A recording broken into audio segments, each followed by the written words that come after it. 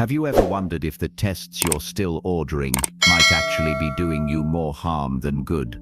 It sounds unbelievable, but some of the very health screenings we once relied on could now be leading us down the wrong path. In fact, there are a handful of medical tests that become not only unnecessary, but potentially harmful after a certain age. This doesn't mean giving up on your health. Quite the opposite. It means learning how to protect yourself, not just from illness, but from overdiagnosis, fear-based decision-making, and needless procedures that can quietly steal your peace of mind, your independence, and sometimes even your life. In this video, we're going to talk about 5 specific health tests that many seniors are still being pushed to take, even though mounting evidence shows that they may do more damage than good after 70. These are not random guesses or conspiracy theories. They are patterns identified by experienced physicians, studies from major medical institutions, and even stories from seniors who've lived through the stress of being over-tested. Now let's begin. Number 1. PSA testing for prostate cancer after 7. One of the most commonly ordered tests for men over 50 is the PSA test, a simple blood test designed to detect prostate cancer early. For many, it has been a routine part of yearly checkups, a reassuring number on a lab report. But when men pass 70, continuing this test without careful consideration can lead to more harm than good.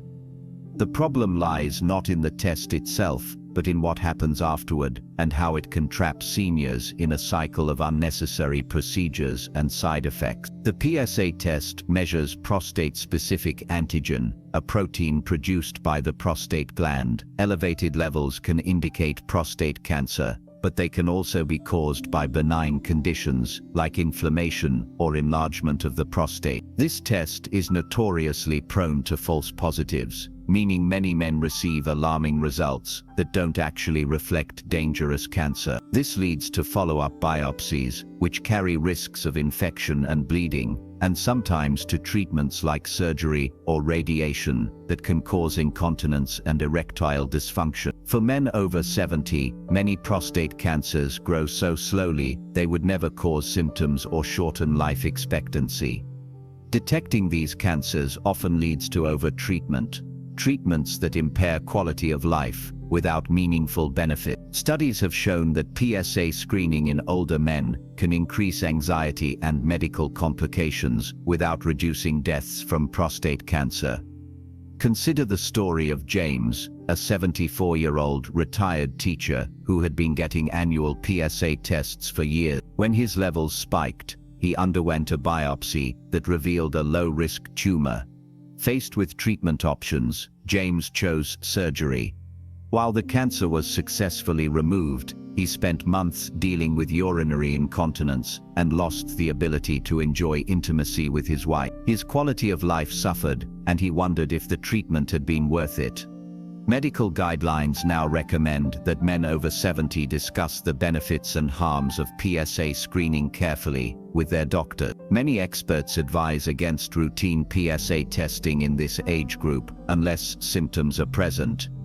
Instead, a personalized approach that weighs overall health, life expectancy, and patient values is essential. The goal is to avoid harm from unnecessary testing and treatment, focusing instead on comfort and well-being. So if you're over 70 or caring for someone who is, remember that more testing is not always better. PSA screening can cause more worry and damage than relief. The best test might sometimes be a thoughtful conversation, not a needle or a lab report. Protect yourself by asking your healthcare provider if PSA testing is truly necessary for your individual situation. Because sometimes, saying no is the smartest choice you can make. This is not about neglecting health, it's about choosing wisely. Because after 70, what matters most is living well, not just living longer. Number 2. Routine colonoscopies past. For decades, colonoscopies have been championed as the gold standard for detecting colon cancer early, and for good reason. When done at the right time, they save lives by catching dangerous polyps before they turn malignant. But after 75, especially for those with a history of normal screenings, the benefits of routine colonoscopies start to diminish, and the risks begin to rise significantly. A colonoscopy isn't just a quick peek inside your intestine. It's an invasive procedure that requires bowel preparation, sedation, and the insertion of a flexible tube through the entire colon. For seniors, this process carries higher risks: bleeding, bowel perforation, adverse reactions, and sedation, and even hospitalizations. And while the odds of colon cancer increase with age, the procedure's complications become more dangerous as your body's resilience declines. Many older adults aren't aware of this delicate balance. They assume more testing is always safer, but the reality is that colonoscopies after 75 can sometimes do more harm than good, especially if you have other health issues or frailty. For many, the chance of finding a rotatory story, slow-growing polyp that wouldn't impact their lifespan is high, but the chance of complications from the test is also elevated. Take the case of Margaret, an 80-year-old grandmother who dutifully scheduled a colonoscopy every 5 years. Her last test was clean, but her doctor recommended another screening just to be safe. During the procedure, a small tear occurred in her colon wall, leading to hospitalization and weeks of recovery. The injury didn't cause cancer, but it did cause pain, fear, and a loss of independence. Margaret's quality of life was compromised, not by cancer, but by the very test meant to protect her. Because of these risks, many medical organizations suggest stopping routine colonoscopy screening at age 75, especially for those in good health with previous negative results. Instead, doctors recommend focusing on symptom awareness, like changes in bowel habits, blood in the stool, or unexplained weight loss as triggers for evaluation, rather than blanket screenings. No one wants to gamble with their health, but sometimes the safest bet is to say no to unnecessary tests. After 75, your health priorities shift from aggressive screening to protecting your quality of life. That means choosing tests that help you without putting you at undue risk, and being wise about when and why you undergo them. This isn't about fear, it's about knowledge. It's about respecting your body's changing needs and making decisions that honor both your past health and your future comfort. Because your years after 70 are precious, and how you care for yourself should reflect that. If you're still watching this video and finding these insights valuable, please comment number 2 below to let me know you're here. And if you haven't subscribed yet, I recommend you subscribe and turn on the bell so you don't miss any videos. Your support helps us continue creating good content to inform and inspire you. Now let's move forward. Number 3. Full body CT scans without symptoms. In today's high-tech medical world, it's tempting to believe that more imaging is better. More pictures, more data, more peace of mind.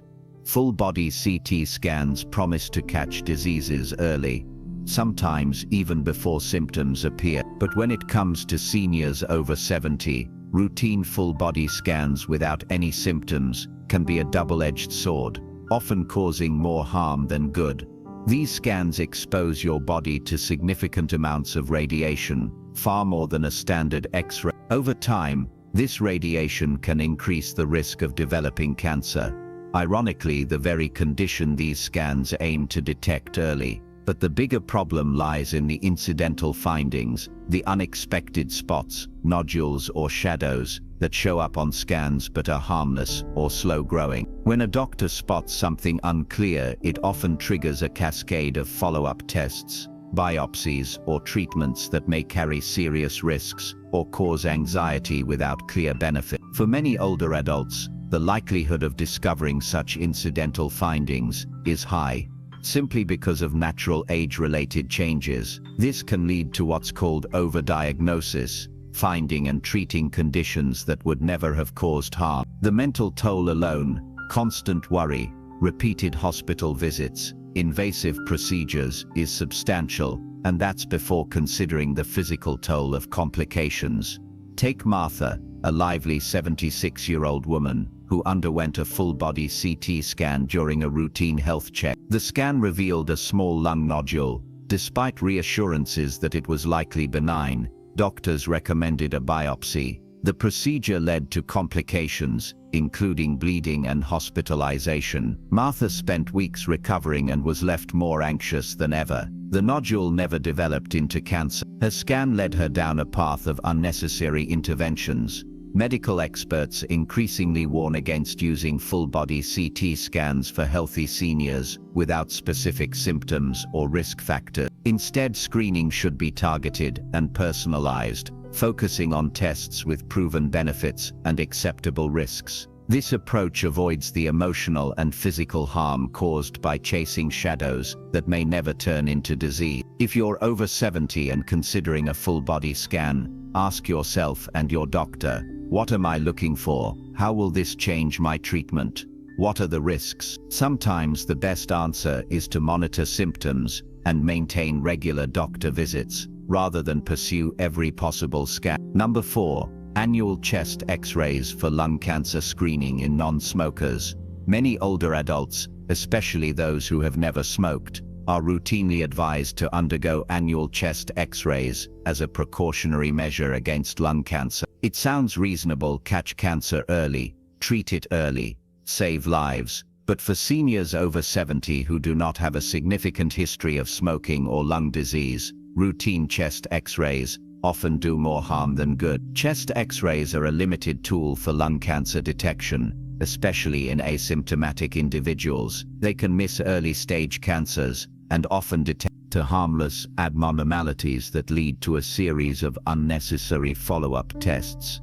These follow-ups might include CT scans, biopsies, or even surgeries, each carrying risk of radiation exposure, infection, and complications from invasive procedures. For many non-smokers, benign lung nodules or scars from past infections are common and harmless. Yet when an X-ray flags these incidental findings, they can trigger a cascade of anxiety, invasive testing, and over-treatment that reduce quality of life. The psychological impact of false alarms is often overlooked, but can be profound, causing stress and fear that persists long after the tests are complete. Consider Helen, an 82-year-old retired librarian, who underwent yearly chest X-rays as part of her routine health checks. After one such scan revealed a small shadow, she was referred for multiple scans and a biopsy that caused pain and complications. Ultimately, the shadow was benign. However, the emotional toll and physical discomfort she experienced were real and lasting. Leading health authorities now advise against routine chest X-rays for lung cancer screening in low-risk older adults. Instead, they recommend targeted screening for high-risk individuals, primarily long-term smokers or those with a history of heavy exposure to environmental hazards. For the majority of seniors who don't fit this profile, routine X-rays offer little benefit and carry significant potential for harm. This is a critical distinction. It's not about avoiding necessary care, it's about avoiding unnecessary harm. When it comes to lung cancer screening, more is not always better. The best approach is personalized care that balances risks and benefits according to your specific health history. Before agreeing to routine chest X-rays, ask your healthcare provider, what's the likelihood this test will benefit me? What are the risks? Is there a less invasive or safer alternative? Being informed empowers you to avoid unnecessary procedures that can disrupt your peace and well-being. Protecting your health after 70 means making thoughtful choices about which tests are truly needed and which can be safely avoided.